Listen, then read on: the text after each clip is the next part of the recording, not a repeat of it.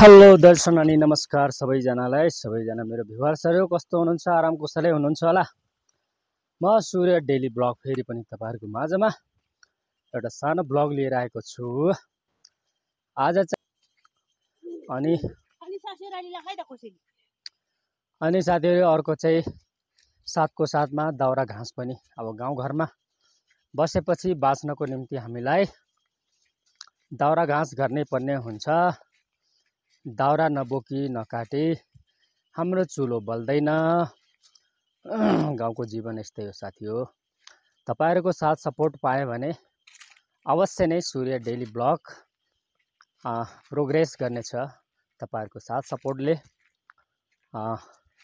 तपाईहरुको सपोर्ट बिना यो सूर्य डेली ब्लग कुनै कामको छैन है साथी हो।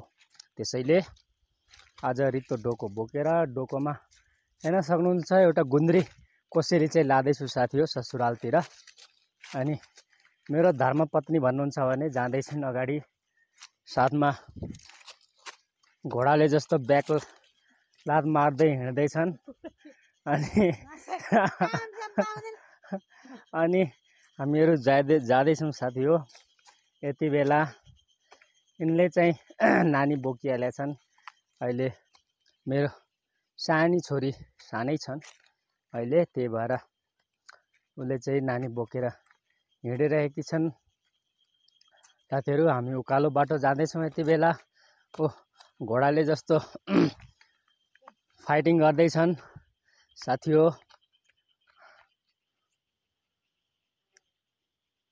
हेर्न सक्नुहुनेछ मेरो धर्मपत्नी अगाडि बढिरहेको छन्। घोडाले जस्तै फाइटिङ गर्दै। कुनै घोडा हुन्छ नि आफ्नो धनीलाई पनि चिन्दैन, लात्तीले हान्ने गर्छ पछाडि, त्यस्तै तरिकाले उसले पनि मलाई खेदाउँदैछ बीचमा। अनि म चाहिँ अब त्यो लात्तीदेखि डर लाग्छ र अलिक पछाडि हट्नुपर्ने नै हुन्छ साथीहरु। ढुङ्गा चाहिँ नहानु है, ढुङ्गा नहानु है। यो त मेरो भ्युअर्सहरुलाई भन्नुपर्ने भयो त। ढुङ्गा नहानु। ढुङ्गा हातमा लिइराखेको छन् साथी हो। अलिकति बेइमानी घोडा जस्तो छन् मेरो धर्मपत्नी चाहिँ, त्यही भएर हातमा जे आयो त्यसैले हान्ने गर्ने गर्छन्। नहानु है, लाग्छ है ढुङ्गाले, लाग्छ है। अरे लाग्छ ढुङ्गाले। ल है साथी हो, मलाई बचाउन पर्यो है। अरे ढुङ्गाले लाग्छ है।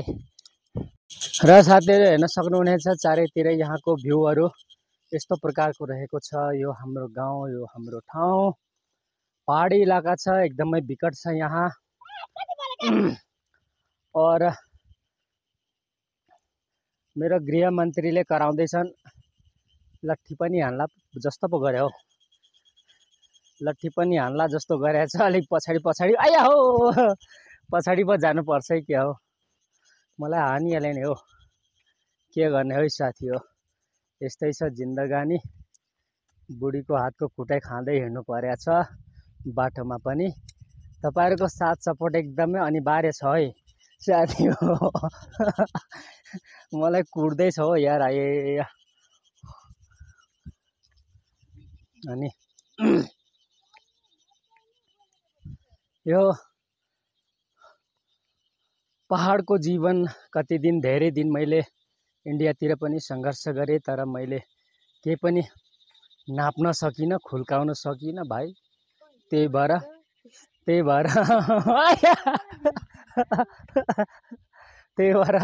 म आफ्नै गाउँ फर्केर आएको छु, आफ्नै ठाउँमा छु, रमाइरहेको छु। मलाई पो खेदाउँछ त हौ साथी हो। अनि त्यही भएर ल हिँड्दै गरौँ न त, ल हिँडौँ न त। अनि मलाई खेद्छ त, अनि कुट्नु खोज्छ, अनि ओर आएर चाहिँ कति बेला हातमा आउँछ स्याल। आया हो, उठे साथी हो। आया हो, यस्तै छ जिन्दगानी साथी हो। सर्वप्रथम त म आफ्नो भ्युअर्सहरुलाई धेरै धेरै धन्यवाद दिन चाहन्छु, किनभने तपाईहरुको साथ सपोर्टले नै यो च्यानल अगाडि बढिरहेको छ। आई होप एक दिन यो च्यानल मिलियनमा हुनेछ। म यो भरोसा जताउँदछु।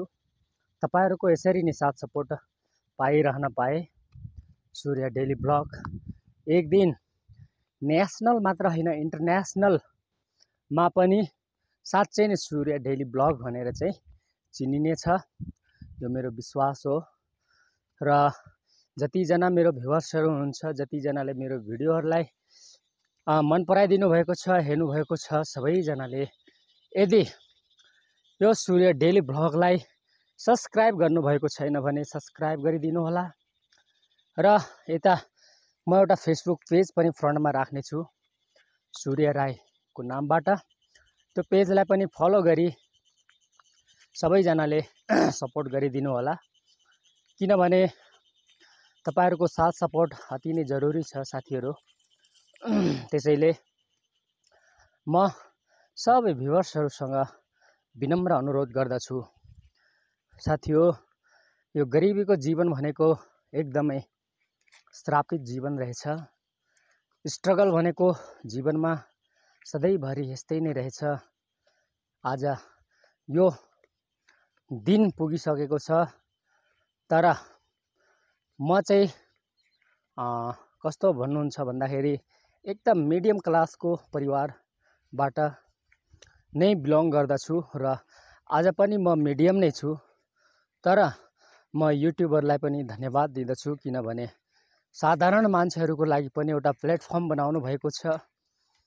और हर व्यक्तिले चाहिँ यो प्लेटफर्मबाट अर्निङ गर्ने एउटा बाटो बनाइदिएको छ युट्युबले। र म धेरै धेरै धन्यवाद युट्युब भन्न चाहन्छु। र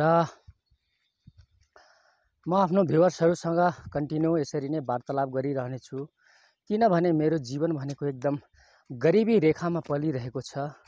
यहाँसम्म कि म आफ्नो घर र परिवारको पेट पाल्नको निम्ति विभिन्न किसिमको स्ट्रगलहरू गर्ने गर्छु, मेहनतहरू गर्ने गर्छु। तर पनि छोरा मान्छेको जीवन रहेछ, यो ऋणको बोझले चाहिँ कहिले पनि साथ छोड्न सकेन है साथी हो। आज पनि ऋणको बोझ लिएर नै म हिँडिरहेको छु। आफ्नो दिनलाई एक दिन दुई दिन गर्दै बिताइरहेको छु। नजाने थाहा छैन कति दिनसम्मको लागि यो संसारमा स्ट्रगलहरू गरिरहेको छु। हुन त एक दिन सबैजना जानु नै पर्ने हो यो संसारबाट, तर पनि बाँचेसम्मको लागि मान्छेले एउटा हुन्छ नि आशा, त्यो आशाहरू मनमा राखी अगाडि बढिरहेको छु साथी हो। त्यसैले तपाईहरुको साथ सपोर्ट एकदमै जरुरी छ है साथी हो। थ्याङ्क यू सो मच साथी हो। पादे अगाडिको मान्छे पादेर फुट फुट फुट गरे। हेर त साथी मलाई कुटेको आयो, मेरो कान मोलेर मोलेर मारिहाल्यो मलाई त। आया ओए पादै गाँट्यो मलाई त यहाँ।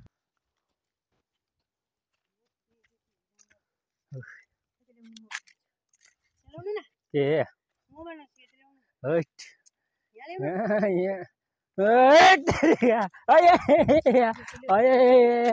मार्यो साथी हो मलाई।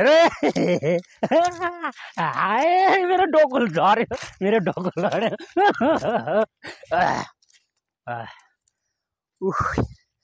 मारिहाल्यो नि हो। अगाडि यहाँ थियो मेरो गृहमन्त्रीले मलाई गोदेर गोदेर हत्तु बनाइले नि हो। गाँठ्यो गाह्रो छ। पर गएर कराउँदैछ। बनाउने रे गाँठे के बनाउने हो। ल भनिहालौँ मोनिटाइज चाहिँ किन हुँदैन भनेर। अरे लात्तीले पाने त हो गाँठ्यो। घोडा हो कि मान्छे हो। घोडा जस्तै पो छ त, लात्तीले हान्छ पक्की पक। बुढासुढा भन्दैन गाँठ्यो। एकदम किडम लात्तीले हानेर मेरो त भुँडी फुटाइदिन्छ त।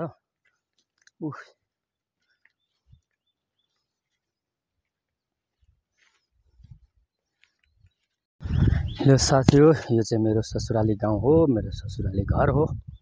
तपाईहरुले हेर्न सक्नुहुनेछ। म आइपुगेको छु। अरे अरे अरे अरे अरे अरे अरे मलाई खेदायो। मलाई खेदायो साथी, मलाई खेदायो। त्यही भन्यो भने कुटिहाल्छ त, खेदाइहाल्छ त, के गर्नु।